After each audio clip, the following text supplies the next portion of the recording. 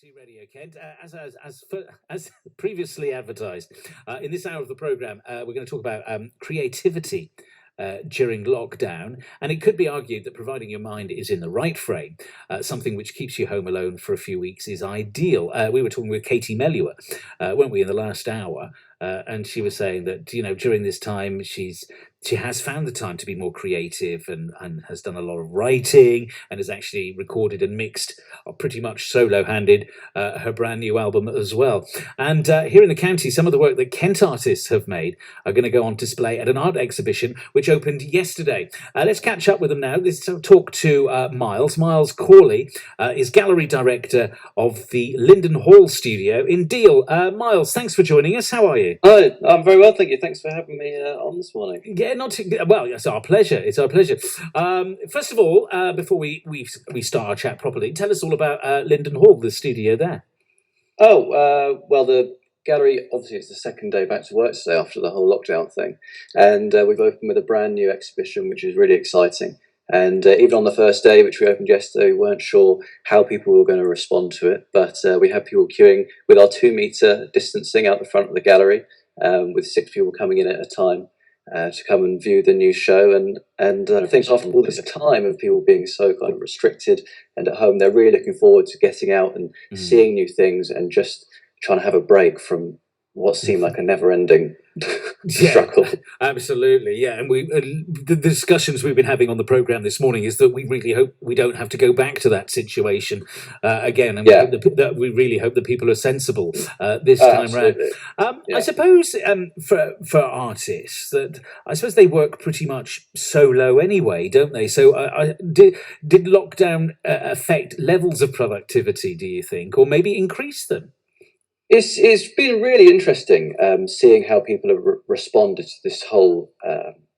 It's an opportunity, really, for them being at home on their studios. At the moment in the gallery, we've put together a show called The Great Art Escape, and we're screening a film in there on an iPad with one of the exhibitors called Jennifer Durrant, and she talks in it about how for her painting isn't about looking, but it's about responding. And I think this has given a lot of people the opportunity to not just go through their day-to-day studio routine and look and create, but actually take the time to pause and respond to what's happened and create some really interesting and engaging pieces, which we're really pleased and delighted to be showing for the next 5 weeks. It sounds fascinating. Tell us some of the material that we can see. Well, in The Great Art Escape, we've kind of we have put together a collection of pieces across the whole spectrum of visual art to try and show how different artists working in different mediums are creating things in their own way and responding and trying to put together what they feel about the time and that has come between us. For example, there's a new series by a painter called Arthur Neal of Dan playing violin, and like so many families, children and sons have moved back home for this time, and Dan's a wonderful violin player, and so he's been playing a little bit in Arthur's studio and allowing him the time to create a wonderful series of 6 paintings of his son playing the violin. But then on the complete opposite side of that, we've got a enormous, nearly a ton sculpture of steel Corten sculpture made by the sculptor called Jeff Lowe, who's in Faversham. And so, people working on completely different scales, and it, nearly killed us trying to carry it in, but we've just about got it in, and we had to go through the ceiling.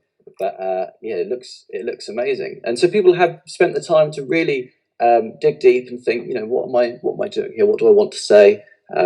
How can I respond in a way that I wouldn't normally? That's interesting. And have we been seeing perhaps artists who may have painted or sculpted in the past explore different mediums? So they painted before, maybe they're using photography now, or video installation, or having a bit of a play because they've got the time to do it.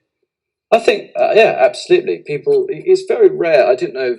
I've never known anything like this, and I hope it doesn't happen again. But it's rare for people to have the time to, to really stop and think about what it is they're doing, and that's not just in art, but I suppose in all areas of life. There's a series of ceramics which are in this show by Cherry Tufik, and they were being made for the NHS Throwdown for the NHS, which is a great series which took off during the height of the pandemic. And she's created this series of philosophers, and if you look at them, they're incredible. They're just little ceramic raku pots, but with just a tweak of a nose and two impressions of eyes. Each different one says a completely different character. And I think if you look through them, during the over 150 days of lockdown, I'm sure we've all shown a variety of expressions on our faces, and somehow she's managed to capture each one, or each moment, in a very slight and skilled way. And I'm not sure if you'd really before be able to feel all those different things and have the opportunity to show such a variety of them. And I think people are really going to engage with it really well and really like what's on display. I think that's interesting, and I really hope that people do, because having spoken to artists on the program in the past, and to art teachers and things like that, it's making it accessible, because for there is this myth, isn't it, that you need to be really highbrow, really cerebral to get some art. But it's not a question of that at all, is it? It's going in there and with an open mind, and enjoying it for what it is.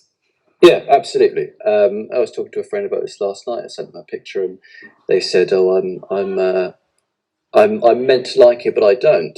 And that's not true. It's how you feel. Things are created, or how you respond to it in the moment. It's not what people worry about. Abstract painting meaning something. It doesn't mean anything. When you listen to Mozart, you're not thinking, "Oh, what did that sonata mean?" You just enjoy it for what it is. And if you look at something and it engages you, and you think, that's beautiful, then it's achieved something. I think the worst thing, is if you look at something and you feel nothing. I think if you hate it or you love it, that's great, because it's giving you a response. It's making you feel something, which I suppose is what great art is supposed to do. Yeah, no, absolutely. And how much do you think that, because you were talking about reflecting earlier on, how much do you think that this time, this pandemic, the whole lockdown that we've been living through over the last few months, how far do you think that is going to be influencing what we're seeing, what we're going to be hearing from the art community for some time to come? I think it would be massive. I think it because it not only has it totally changed, how people work or how people live their lives, but it's also makes you aware of what you do care about, what's important to you, make you suddenly realise the things that maybe you weren't spending enough time with before, and so from people's reactions, and like I said about responses, how people respond to creating and making in the future will be totally different. We did a series during the period called Lockdown, and we put it out on our mailing list, and I spoke to Phil on this show a few months ago about that we were going to do it, and I thought we'd get a few things, but we were overwhelmed with just how many people wanted to say something. They wanted to create something and put it out.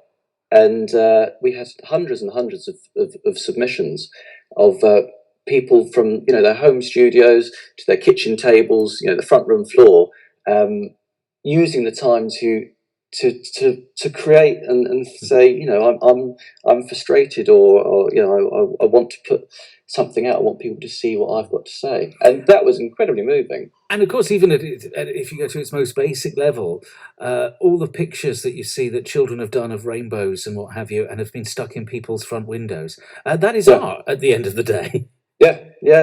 Colour and shape and texture. That's what it is. I think those NHS rainbows are beautiful, and I hope in the future we'll be able to do something with them and have more time to look back at lockdown. I mean, it's not over yet. People there's still a huge community who are shielded and all these things, and we're just kind of tiptoeing into some level of normality. But like I put in the exhibition statement for this show, things aren't normal. Just to swing open the doors and say we're back would be irresponsible. So it was going to be called the Tiptoe Show, but then I thought, no, that doesn't seem appropriate. It's called the Great Art Escape because hopefully it allows people some level of escapism from a time which has often none. And you can come and we've got a route round on the floor with my new arrows system, which is kind of a bizarre way to look at art, kind of being wedged round the thing. Yeah. But it seems to work, and it does offer a few minutes of the outside world is going on, and it's very difficult and challenging. But this is a few moments of none of that matters. Just enjoy and engage with the visual language that we're trying to put together. It sounds like a good invitation to me. Myles, thanks so much for your time this lunchtime. That's Myles Corley, gallery director of the Linden Hall Studio in Deal, and that's where you can trot along to and look at this work, engage with the work as well. It's BBC Radio Kent, 22 minutes past 12, the time right now.